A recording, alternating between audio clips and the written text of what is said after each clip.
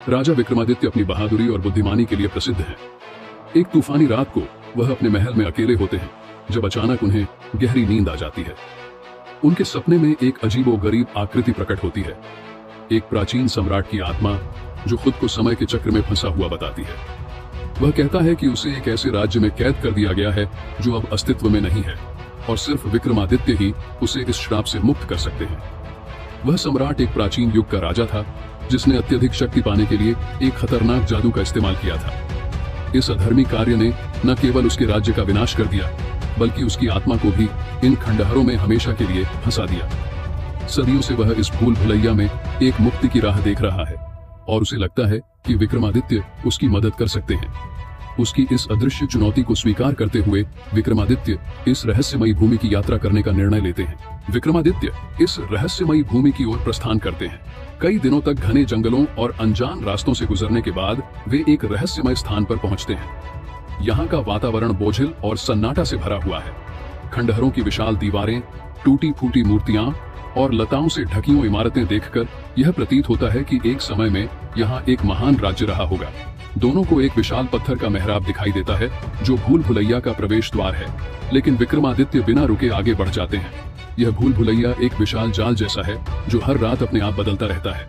जैसे जैसे वे अंदर बढ़ते हैं, दीवारें उनके पीछे अपनी जगह से हिलने लगती हैं, जिससे उन्हें भटकने की स्थिति में डाल देती है। इस भूल भुलैया में पत्थर के योद्धाओं की मूर्तियां हैं जो अचानक जीवित हो जाती हैं और विक्रमादित्य पर हमला करने लगती हैं। इन योद्धाओं के युद्ध कौशल वही होते हैं जो विक्रमादित्य के विरोधियों में थे। राजा एक एक करके इन योद्धाओं को हराते हैं, लेकिन हर बार जैसे ही वे आगे बढ़ते हैं, नए योद्धा और जटिल चुनौतियां उनका इंतजार कर रही होती हैं। आगे बढ़ते हुए भूल भुलैया उनके मन के साथ भी खेलना शुरू कर देता है और उन्हें भयानक भ्रम और अनजाने भय से रूबरू कराता है। विक्रमादित्य को एक सपने में अपने राज्य की तबाही का दृश्य दिखता है, जहां उसकी प्रजा उस प्राचीन सम्राट के अंधकारमय प्रभाव में फंसी होती है। वे समझते हैं कि हो सकता है इस सम्राट का इरादा उतना पवित्र न हो जितना उसने बताया था। भूल भुलैया के केंद्र में पहुंचते ही विक्रमादित्य को एक पत्थर का दरवाजा दिखाई देता है जिस पर एक चमकदार प्राचीन चिन्ह अंकित होता है। दरवाजा खोलने के लिए उन्हें एक पहेली का उत्तर देना होता है। पहेली: मैं जीवन और मृत्यु का स्वामी हूँ, भाग्य का वह ताज जो शाप में बंधा है।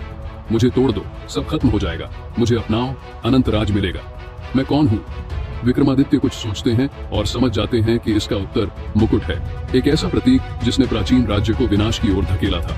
दरवाजा खुलता है और सामने एक चमकता हुआ कक्ष दिखाई देता है जिसमें सम्राट की आत्मा विक्रमादित्य का इंतजार कर रही है। अब सम्राट की आत्मा पूरी तरह प्रकट हो चुकी है और उसके चेहरे पर एक खौफनाक मुस्कान है।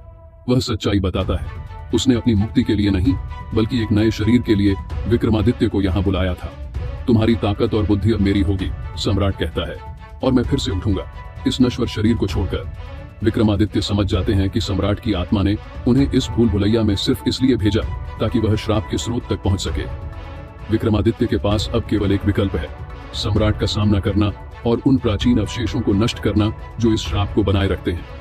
दोनों में एक जबरदस्त टकराव होता है जहां सम्राट अंधकारमय जादू का प्रयोग करता है और विक्रमादित्य अपनी ताकत और साहस का परिचय देते हैं।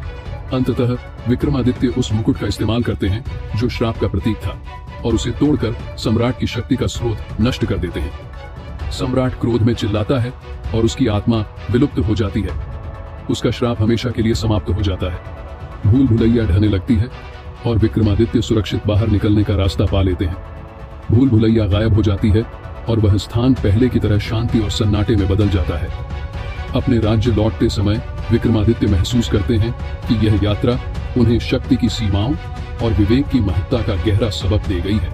अब वे अपने राज्य को और भी अधिक न्याय और बुद्धिमानी से चलाते हैं, यह समझते हुए कि शक्ति का उपयोग समझदारी से होना चाहिए। कुछ दिनों बाद राजा विक्रमादित्य अपने सिंहासन पर बैठे विचार मग्न थे। अचानक एक संदेशवाहक हाँफता हुआ आया और गंभीर स्वर में बोला, महाराज, एक भयानक दानव जिसका नाम विश्रवा है हमारे राज्य में तबाही मचाने के लिए उतरा है। उसका हृदय काले जादू से शापित है और उसने आपकी मृत्यु की शपथ ली है। विक्रमादित्य ने धीरज से संदेश सुना। उन्होंने बहुत चुनौतियों का सामना किया था, परंतु इस बार कुछ भिन्न लगा। उन्होंने दृढ़ स्वर में कहा, मुझे उससे सामना करना ही होगा, लेकिन बिना और जानकारी के यह संभव नहीं है। उस रात जब वे ध्यान में बैठे थे तो उनके सामने देवी महाकाली का दिव्य दर्शन हुआ। उनकी आवाज गूंजते हुए कह रही थी, विश्रवा का हृदय काले जादू से शापित है, उसे सामान्य तरीके से नहीं हराया जा सकता। तुम्हें वर्जित वन में जाकर प्रकाश के मणि को प्राप्त करना होगा। केवल यही एक ऐसा अस्त्र है जो दानव के हृदय को भेद सकता है। परंतु एक शर्त भी थी, उस मणि तक पहुंचने का मार्ग अत्यंत खतरों से भरा हुआ था और दानव विश्रवा किसी भी कीमत पर विक्रमादित्य को वहां पहुंचने से रोकने का प्रयास करेगा। अगली सुबह विक्रमादित्य वर्जित वन में प्रवेश कर गए। वहां का वातावरण घना और भयावह था। ऊंचे ऊंचे घुमावदार पेड़ों के बीच से एक अनजान खौफ महसूस हो रहा था। हर शाख का सरसराना, हर हिलती हुई पत्ती जैसे आसन्न खतरे की चेतावनी दे रही थी।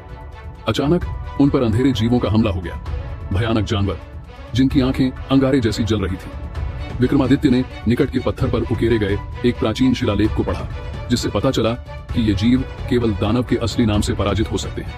विक्रमादित्य ने दृढ़ स्वर में कहा, विश्रवा। जैसे ही उन्होंने दानव का नाम लिया, जीव पीछे हट गए और धीरे धीरे अंधेरे में विलीन हो गए, परंतु यह केवल अस्थायी राहत थी। आगे बढ़ते हुए विक्रमादित्य एक ऐसी जगह पहुंचे जहां उन्होंने सुना था कि चमत्कारी मणि यहां छुपाया हुआ है। वहां एक रहस्यमयी महिला का आभास हुआ जो अंधकार से निकलकर उनके सामने प्रकट हुई। वह थी निशा, मणि की रक्षक। निशा ने एक गहरी बात बताई, प्रकाश का मणि आपकी जीत की कुंजी नहीं है राजा विक्रमादित्य। आपने दानव के शाप को पहले ही देख लिया है। विक्रमादित्य का दिल तेजी से धड़क रहा था। इसका क्या अर्थ है?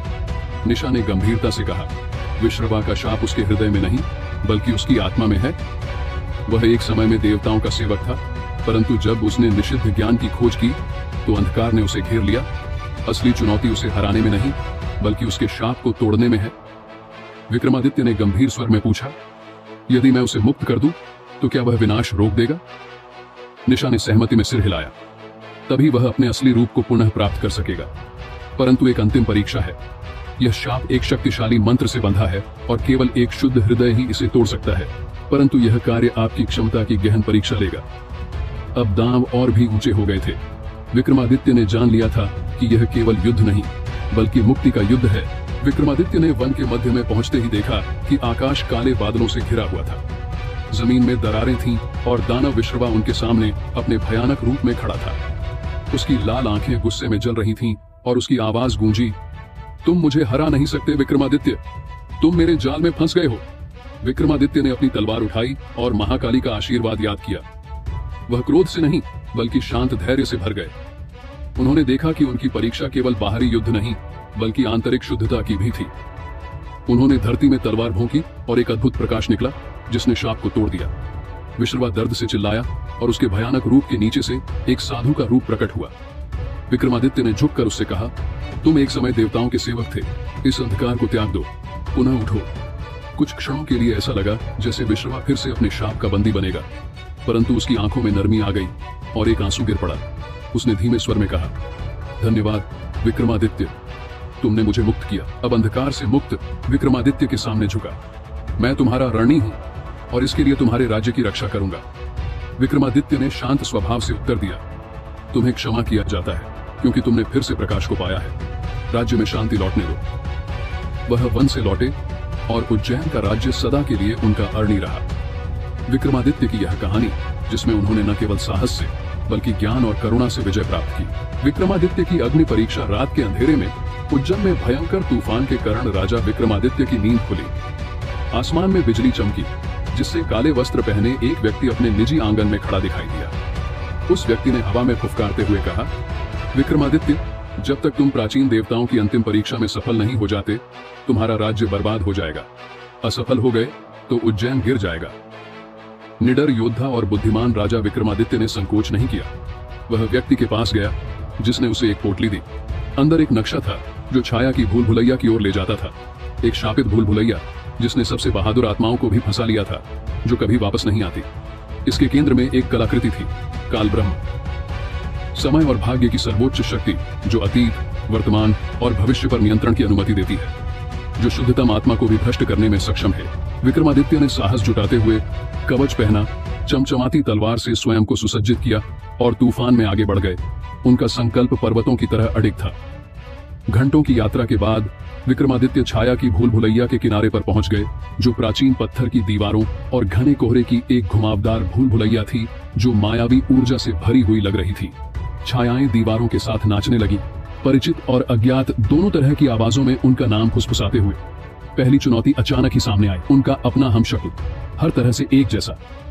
वे भयंकर रूप से लड़े, तलवार से तलवार टकराने की आवाज भूल भुलैया में गूंज रही थी। विक्रमादित्य के हमशक्ल ने उनकी हर चाल, हर झटके, हर वार का मुकाबला किया। विक्रमादित्य हालांकि कुशल थे, लेकिन अपने उत्तम प्रतिद्वंद्वी के खिलाफ अपनी ऊर्जा को कम होते हुए महसूस कर सकते थे। एहसास के एक पल में वह रुक गए, अपनी तलवार नीचे कर ली। मैं खुद से नहीं लड़ता, उन्होंने फुसफुसाते हुए अपनी आंखें बंद कर ली। एक क्षण में ही वह हमशक्ल धुएं में बदल गया और एक गुप्त मार्ग प्रकट हो गया। वह आगे बढ़ते गया, भूल भुलैया में और भी गहराई तक।